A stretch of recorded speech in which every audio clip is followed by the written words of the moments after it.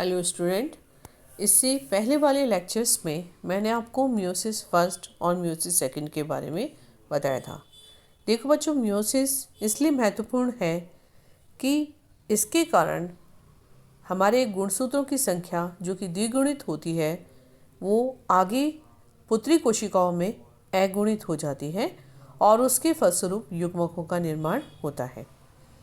यदि ये संभव ना होता तो आप सोचिए कि अगर समसूती विभाजन ही प्रकृति में होता तो गुणसूत्रों की द्विगुणित संरचना आगे परिवर्तित होकर बहुगुणित अवस्था में परिवर्तित हो जाती और एक जो सामान्य सजीव आपको नज़र आते हैं धरती पे वो ना होके विशालकाय जीवों का या संरचनाओं का निर्माण हो जाता, जो कि प्रकृति में संभव नहीं है। पॉलीप्लॉइडी या बहुगुणिता सिर्फ प्लांट्स में देखी जाती है, जैसे कि मक्के में, और वो भी कृत्रिम रूप से की जाती है ताकि उन्नत किस्म के फल या बीज हमें प्राप्त हो सके। लेकिन प्रकृति में पॉलीप्लॉइडी होना थोड़ा मुश्किल है, संभव नहीं होता है।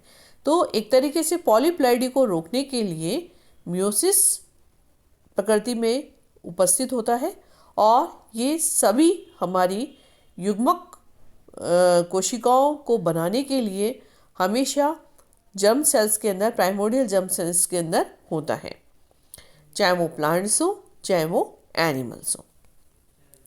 थोड़ा सा एग्जाम के पॉइंट ऑफ व्यू से महत्वपूर्ण होने के कारण बच्चों मैंने आप लोगों को ये पार्ट लिया है, माइटोसिस और मियोसिस में अंतर।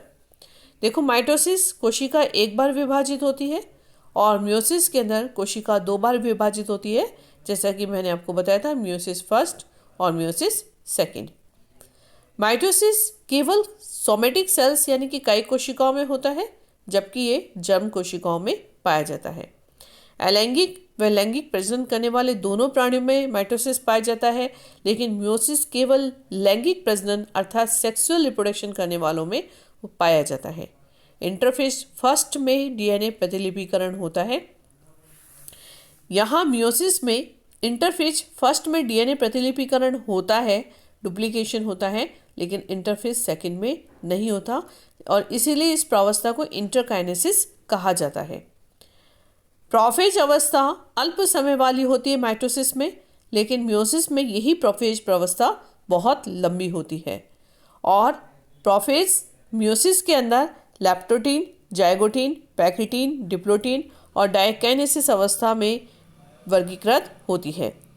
कोशिका में माइटोसिस के अंदर गुणसूत्र केवल एक बार विभाजित होता है, लेकिन मियोसिस के अंदर कोशिका में गुणसूत्र 2 बार विभाजित होता है।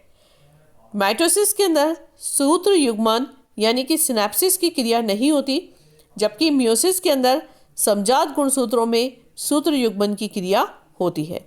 माइटोसिस के अंदर किसी प्रकार का जीन विनिमय नहीं पाया जाता, लेकिन मियोसिस के अंदर जीन विनिमय की प्रक्रिया होती है। माइटोसिस में गुणसूत्र में 2 क्रोमेटिड होते हैं जो कि एक सेंट्रोमियर से जुड़े होते हैं, और मियोसिस के अंदर 2 समजात गुणसूत्र पाए जाते हैं। देखिए, माइटोसिस का और मियोसिस का अंतर समझिए। माइटोसिस में एक ही गुणसूत्र होता है जो 2 के 2 क्रोमेटिड में बटा होता है, जबकि मियोसिस में 2 समजात गुणसूत्र होते हैं जो कि टेट्राड का निर्माण करते हैं और प्रत्येक टेट्राड में 4 क्रोमेटिड और 2 सेंट्रोमियर उपस्थित होते हैं। प्रोफेज क्रोमेटिड की भुजाएं एक दूसरे के सन्निकट होती है माइटोसिस के अंदर, जबकि प्रोफेज सेकंड में क्रोमेटिड की भुजाएं पृथक पृथक होती है। प्रोफेज की प्रारंभ में ही गुणसूत्र डुप्लीकेट हो जाते हैं, जबकि इंटरफेज फर्स्ट में डीएनए का प्रतिलिपिकरण हो जाता है। एनाफेज में सेंट्रोमियर का विभाजन होता है और यहाँ पर एनाफेज सेकंड के अंदर, मियोसिस के अंदर एनाफेज सेकंड में सेंट्रोमियर का विभाजन हो जाता है।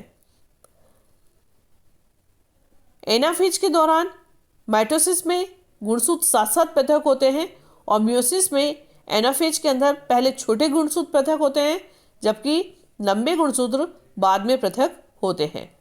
टीलोफेज में माइटोसिस के अंदर स्पिंडल फाइबर पूर्णतः अदृश्य हो जाता है, लेकिन मियोसिस के अंदर आइए तो टीलोफेज फर्स्ट में भी स्पिंडल फाइबर पूर्णतः विलुप्त नहीं होता। माइटोसिस के अंदर टीलोफेज में केंद्रिका पुनः प्रकट हो जाती है, जबकि टीलोफेज मियोसिस फर्स्ट में टीलोफेज फर्स्ट में केंद्रिका प्रकट नहीं होती। माइटोसिस के अंदर विभाजन के अंत में गुणसूत्रों की संख्या पैतृक कोशिकाओं के समान रहती है, जबकि मियोसिस के अंदर विभाजन के अंत में गुणसूत्रों की संख्या आधी रह जाती है। माइटोसिस के अंदर पुत्री कोशिकाओं का आनुवंशिक संगठन पैतृक कोशिका के समान होता है और मियोसिस में पुत्री कोशिकाओं का आनुवंशिक संगठन यानी कि जेनेटिक कंपोजिशन पैतृक कोशिकाओं से भिन्न प्रकार का होता है, क्योंकि जीन विनिमय की घटना हो जाती है। तो ये मेजर डिफरेंसेस हैं जो कि माइटोसिस मियोसिस को अलग अलग करते हैं। मेरा ये कारण और भी है बच्चों, क्योंकि कई बार एग्जाम में माइटोसिस और मियोसिस में अंतर हमेशा आता है, इसीलिए मैंने ये वीडियो बनाया है आप लोगों के लिए, ताकि आप इसको याद कर सकें और इस वीडियो के द्वारा आप अगर 5 या 6 अंतर भी लिख के आएंगे तो आपको अच्छे मार्क्स इसमें मिलेंगे।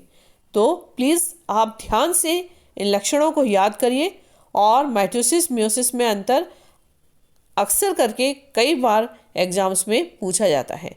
Thank you.